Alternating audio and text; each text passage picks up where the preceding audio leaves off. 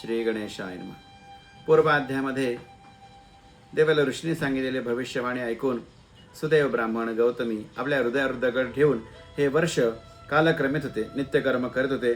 पुढे असे झाले की मुलाचे 12वे वर्ष लागले तो त्यांची चिंता मनामध्ये वाढू लागली। एक दिवस वनण्याचे दिवस असताना ऋषी सुदैव ब्राह्मण हा समिधा आणि यज्ञाधिक द्रव्य आणण्यासाठी वनामध्ये गेला असताना शुकदेव आपल्या मित्रांसह या तळ्याकाठी पोहण्यासाठी गेले। मित्रांबरोबर अनेक प्रकारचे जळक्रीडा करत असताना अचानक त्याच्यामध्ये अंगामध्ये वात शिरला आणि अंग जड होऊन तो पाण्यामध्ये बुडाला। अंगे शिथिल झाली, प्राण निघून गेला। तेव्हा बऱ्याच वेळ झाला तरी शुकदेव काही वर येत नाही। हे पाहून घराप्रत जाऊन सांगितलं की आपला पुत्र पाण्यामध्ये बुडालेला आहे। हे ऐकून गौतमी तत्क्षणी मूर्छित पडली। सुदैव ब्राह्मण जेव्हा हे वार्ता श्रवण केली तेव्हा तोही अत्यंत विफळ होऊन दुःख कष्ट विलाप करू लागला। सावध करून दोघेही जेव्हा त्या तळ्याकाठी आले तेव्हा पाहतात की पुत्र पाण्यामध्ये फुगून वर आलेला आहे।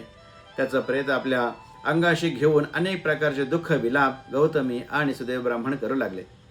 दुःखाचा अतिरेक होऊन अतिशय कडाडलेल्या या जलचरामध्ये वायू उठला आणि ज्याप्रमाणे ढगांनी सूर्याची किरण झाकून टाकावे तसा गडगडाट झाला आणि असंख्य पाऊस या ठिकाणी पडू लागला।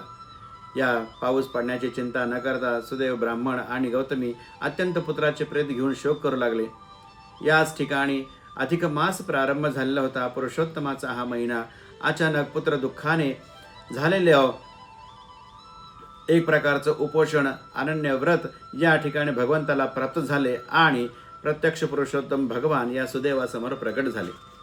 पुरुषोत्तम भगवानचं दर्शन करून या ठिकाणी सुदैव ब्राह्मणाने आपलं मुलाचं प्रेत खाली ठेवलं। त्यांना नमस्कार करून अत्यंतिक दुःखातिरेकाने सगळं घटना सविस्तर सांगितले। तेव्हा भगवंत अतिशय परम दयाळू कृपा करून त्यांनी सांगितलं की तू पुरुषोत्तम मासामध्ये जे व्रत आचरण केलं आहे तेव्हा तुझे हे पितर प्रसन्न झाले आहेत। त्यांच्या आशीर्वादाने तुला या पुत्राचा पुनर्जन्म होईल आणि भविष्यात तुला पुढे 7 पुत्र होतील। तेव्हा हा बाळ उठून बसला आणि तोही पुरुषोत्तमाला नमस्कार करू लागला। दृढ धन्याला हे सगळं वाल्मिक ऋषी सांगत असताना पुढे हा ब्राह्मण भगवंत त्याला अनेक प्रकारचे वरदान देऊ लागले की 1000 वर्ष पुढे तू जगशील, भगवंताची भक्ती करशील आणि अंत्य ब्रह्मलोकाला प्राप्त होईल। तुझा हा पुत्र देखील अनेक प्रकारचे तपाचरण करून अंत्य माझ्या लोकासाठी प्राप्त होईल। ते दृढ धनवा याला आठवण करून देतात। वाल्मिक ऋषीने सांगतात की पूर्व काळामध्ये तूच हा सुदैव ब्राह्मणाचा ब्राह्मण होतास, ज्या पुण्याच्या प्रभावाने तो पुन्हा पृथ्वीवर जन्म घेतलास आणि अत्यंतिक गुणवती तुझी पत्नी तुला गुणवती रूपाने प्राप्त झाली आहे। या ठिकाणी तू जेव्हा वनामध्ये शिकारीसाठी गेला होतास तेव्हा किरी रूपाने तो पोपट जेव्हा तुझ्या समोर आला आणि हे वाक्य बोलू लागला तेव्हा तुला या दुःखाक्रांत होऊन तू घरी आलास, विचारभग्न झालास आणि विचार करू लागला की माझं काय असं भाग्य आहे जेणेकरून मला हा श्लोक सतत माझ्या पुढे येऊन म्हटलं जातोय।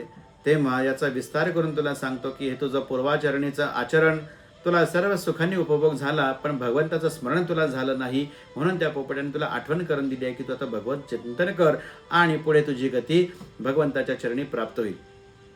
या सगळ्या पुण्याचा प्रभाव म्हणून आज मला ही सर्व गती प्राप्त झाली आहे। हे विचार करत असताना माझा पुढील जन्म काय किंवा या वैराग्याचा आणि या ऐश्वर्याचा अर्थ काय, दृढ धनवा कोण होता, माझा पुत्र कोण होता, या सगळ्यांचं उत्तर पुढील अध्यायामध्ये भगवंत वाल्मिक ऋषीच्या रूपाने या सुदैवाला देणार आहेत। पुरुषोत्तम भगवान की जय।